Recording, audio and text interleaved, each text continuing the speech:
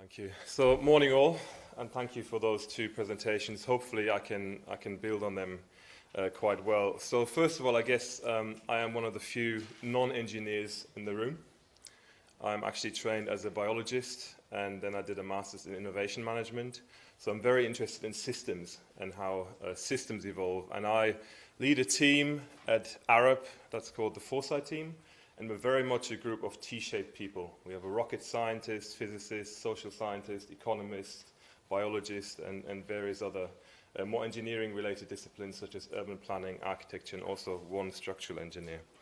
And so we very much live in a world where we are the generalists within groups of specialists, and our focus is methodology, strategies, and tools to explore the future in a structured way and to try to help us, our projects, our clients understand what the future could and should look like. And I guess the aim of my talk today in that context is that maybe foresight and the approach to foresight and the way we can think about the future in a structured way might be a good thing to integrate into the kind of curricula and teachings that you do as part of your education programs that you run. We already work with quite a few universities, but they tend to be on the kind of service design or interaction design or architecture, and then not so much on the structural engineering, mechanical engineering, and so forth. So there's certainly, I guess, a gap there to explore.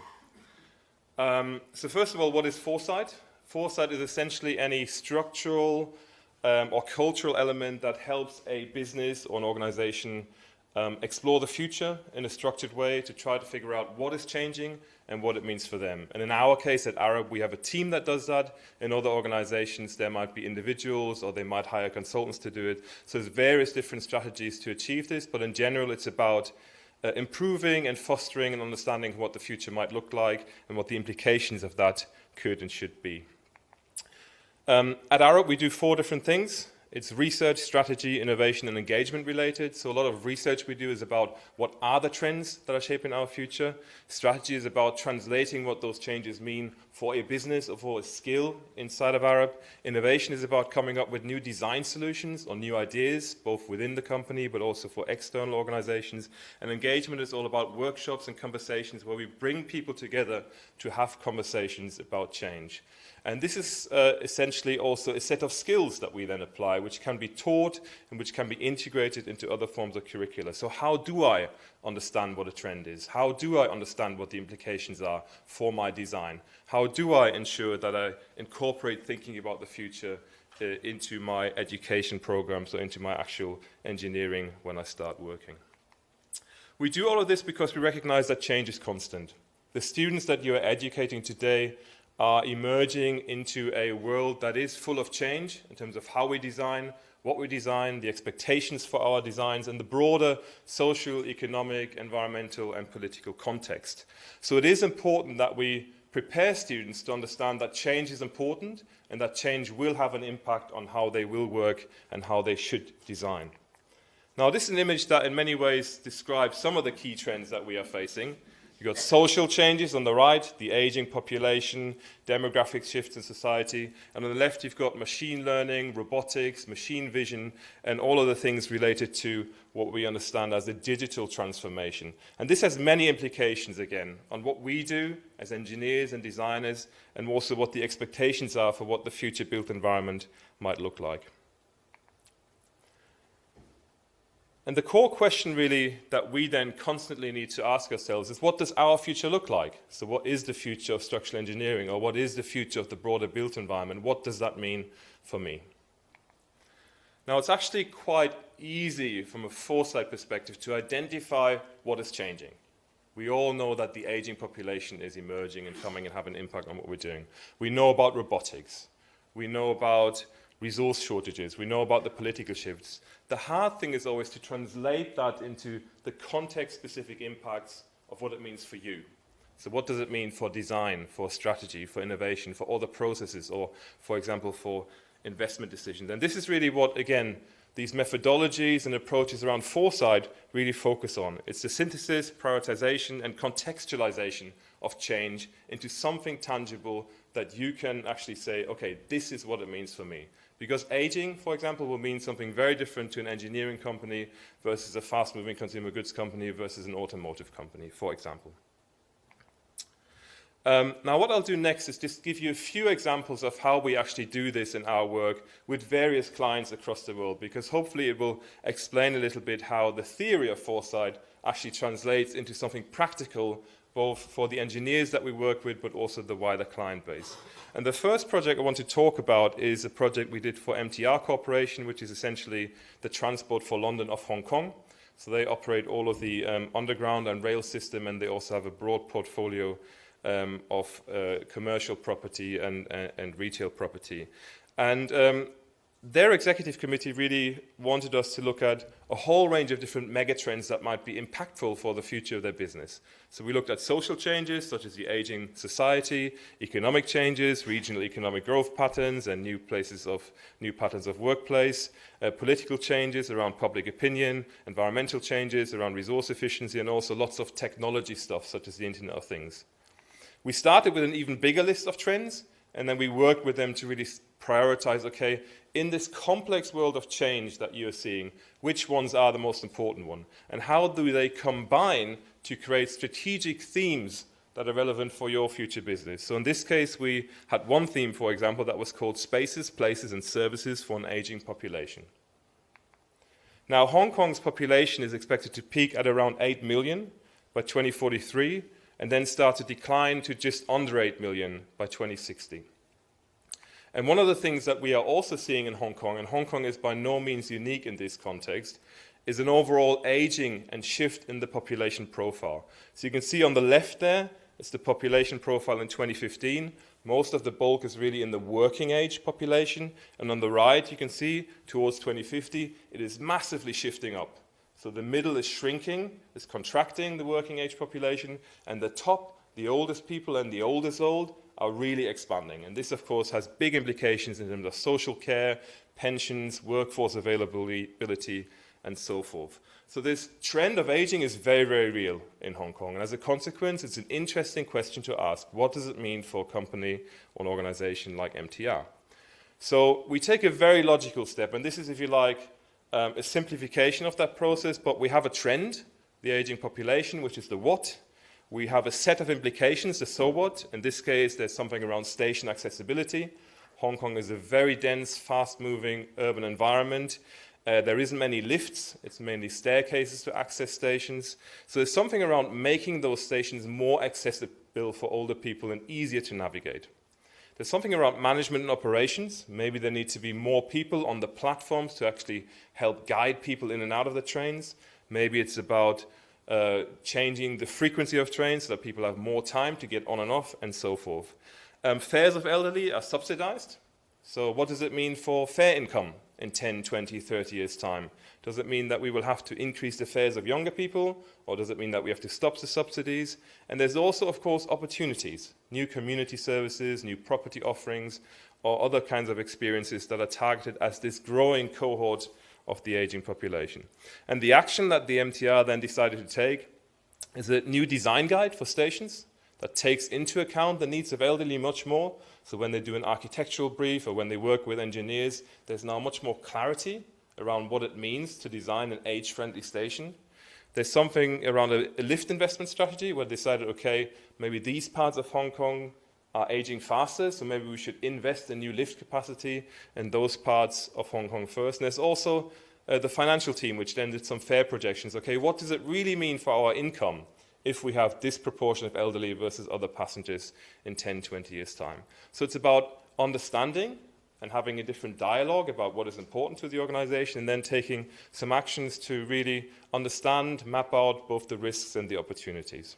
So something very intangible on the left, the aging population, is something very tangible, a fare projection. The second project that I just want to talk about is a master plan that a large developer in Tokyo is currently working on, where they simply said, okay, we have an existing master plan. We know what we want the site to look like. We know roughly what the distribution and allocation of space will be like.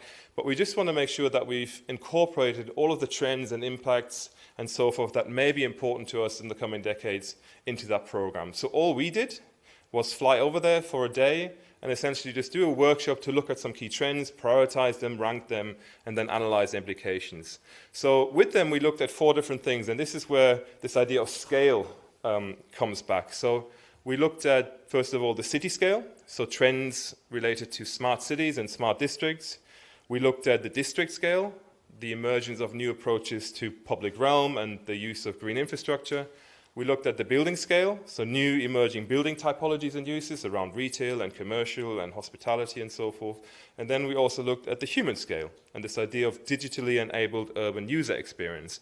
And we identified trends and case studies for both and did a workshop with the clients to understand, what the most important ones were and what the implications were. I've got no idea what the outcome of the workshop was because it was all in Japanese, but I hear it was good. Now, one of the things we did speak about with them for quite some time is this idea of resilient infrastructure and the need to create structures and places and solutions that are more resilient and adaptable to future climate realities or other forms of risks that require a resilient approach. And for quite some time, we spoke about this, the global risk landscape from the World Economic Forum, where they map out the most important risks facing the world over the next 10 years. And the top 10 risks in terms of likelihood are extreme weather events, as we can now see in the US, natural disasters, and top 10 in terms of impact were extreme weather events on number 2, natural disasters on 3, and failure of climate change mitigation adaptation on 4. So this topic of climate change and climate change related risks is really, really high on the agenda globally. So what does that mean for a master plan? Or what does that mean for development in Tokyo? Tokyo, if you look at some of this in more detail, the threat of rising sea levels based on a 2010 baseline and looking at the percentage of the population affected at a 2-degree warming versus a 4-degree warming. So the 2 degrees is a lighter red and the 4 degrees is a darker red ring around it. In Tokyo, at a 4-degree warming, could be up to 30% of the population affected. So these are real risks that Tokyo is facing, and we can start to quantify them now with some of the data that is available. The other thing that we know is that we as engineers now increasingly have tools to visualize the future or show people what their future might look like. So this is a screenshot from a tool that my colleagues in the States have developed called WeatherShift, where you can use IPCC data to say, okay, this is the current temperature reality or averages for our development or our space or location that we're looking at, and this is what it would look like in terms of heat island effect or overall distribution of temperature ranges if we had, for example, a 9-degree increase in average temperature, which is, of course, possible and plausible in some of the climate scenarios when you look at the overall ranges that are now feasible. So we can start to visualize the future. And if you then start to design and make decisions for the plus 9-degree future, then you can hopefully create a design that is more resilient and more adaptable to what it actually looks like. And it's not 9 degrees, it's 9 Fahrenheit, but yeah, you get what I'm saying.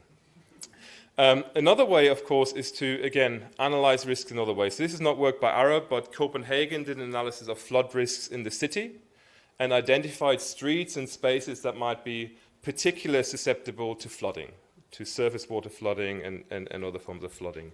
And the approach that they have taken is then to think much more about this idea of adaptable and multi-use infrastructure. So this is the Sonder Boulevard at the top in a dry condition where it might be used as a parkland or other forms of recreational space or for use of parking cars or whatever. And then in a flooding situation where there is too much surface water flooding, where the drainage system can't deal with it, this can actually be utilized as a water retention feature. And this type of dual thinking and this thinking about structures and solutions that are adaptive to different climate conditions or adaptive to different uses is, I think, something that we have to teach our students and we have to think about in engineering education much more, because we are now never designing for a single state anymore. We are designing for states that are highly uncertain and that require us to think very differently about what the future might look like. So it's about imagining a future-proof urban environment, and it's imagining something that may look very different today in terms of how we use green solutions and how we integrate systems and how we think about the overall shape of the system. Now, the last thing I just want to talk about is a piece of research that we are just doing right now, which is on the future of stations. And we design and work on a lot of stations and interchanges across the world, and we thought it would be important to think about, okay, how might this building typology or spatial typology actually look like and change in the future? And the first question that we actually ask ourselves is, okay, we all know that stations are there to get a train or buy something from a shop, but really what functions should, or could, more importantly, a station perform in the future? So might it be about collecting data about citizens, or might it be about generating power, or might it be about improving the health of the people who pass through it? Might it be about resilience, providing shelter in situations? Might it be about growing food? Might it be about access for different parts of the community? So we really start this project off by really challenging the notion and the idea of what a station is and what function it should perform. And the key thing that we are really trying to do here is not to focus on components and not to focus on what we know, but to try to imagine a future ecosystem, which is suddenly where my training as a biologist becomes more useful than I ever expected. But this idea of ecosystem thinking and taking broad range of factors into approach, this holistic thinking, which was also in this T-shaped thinking, which was mentioned in the previous two presentations, is really, really important. One of the things that we're looking at, just as a kind of anecdote in more detail in the context of this look at the future of stations, is the potential implication of autonomous vehicles. Now, we know that autonomous vehicles are on the way. We don't yet know how fast they will be adopted, how adoption rates will vary from one region to another or from one city from another. We don't yet know how consumers will adopt them, and we don't yet know what the service ecosystem will look like, but we do know that they are coming. So we can make a projection around the revolutionary adoption of autonomous vehicles, which is a level 4-5, which is really the press a button and it takes you somewhere, or the evolutionary. And within that context, we think that even on the evolutionary scenario, by 2050, up to 60% of new vehicles will be fully autonomous. In a kind of revolutionary, that might already be achieved all the way between kind of 2030 and 2035. So they are coming, and it's not actually that far away if you think about where we are now in 2018. So we did also a Delphi survey on this, and we found that level 5s on average, mentioned by the experts, will be available in around 8 years from now. Level 5s being 90% of traffic might be as soon as 2050. Future urban street capacity could increase by 23% if really this idea of fully autonomous shared vehicles becomes a reality. And at the same time, the distance from home to work might increase by 31%, because if it's so cheap and comfortable to just get in one of those pods, why wouldn't I live in the countryside? Why do I have to live in Bethnal Green, for example?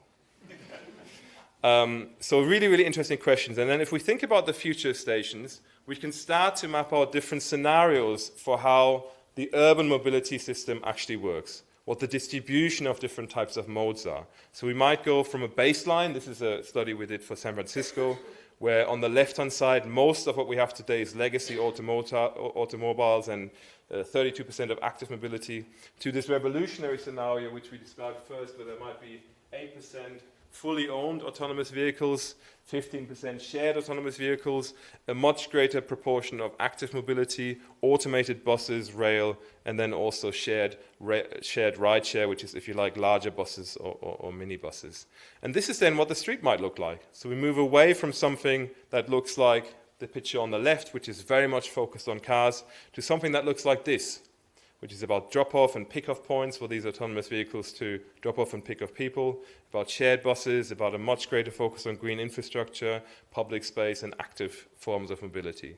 And these are then the type of visions and explorations that we are starting to, again, reintroduce into the actual design projects or the design choices that we are making on our work today, whether it's a master plan or the design of an office building or anything like that. I can definitely confirm that there's loads of developers, for example, in London and other places in the world who are already considering the role of autonomous vehicles in their designs. I think I'm almost finished. That's perfect. So again, getting back to the question, what does our future look like? Now, I showed you quite a few project examples, but really there is so much more behind what I showed you in terms of the methodologies and the tools and the approaches that we apply within Foresight thinking. And I think it's these skills and this philosophy that could be really, really interesting for your students to think about and explore. The last kind of slide I want to leave you with is this quote from Elon. Now, Elon hasn't had very good press lately, but I do like this quote, so I'm sticking with it for now. It might get worse, and then I might have to delete it, but I do like what he said. So he was in conversation at TED last year, and he said, I look at the future from a standpoint of probabilities, and this word probabilities is really important. It's like a branching stream of probabilities from today into the future. So there's various directions that the world can take, and there are actions that we can take that affect those probabilities, or that accelerate one thing or slow down another. So that might be moving to a preferable future rather than the business as usual future. And for you and us, it's about ensuring that students and others in the engineering profession know which probabilities to affect and how to affect the right probabilities. And Foresight, again, I think is one of those methodologies that we can use to achieve that. If you're interested in us coming to lecture to your students or helping you think about how that might be integrated in your curricula, we'd be very, very happy to do so. So please just get in touch. Thank you very much.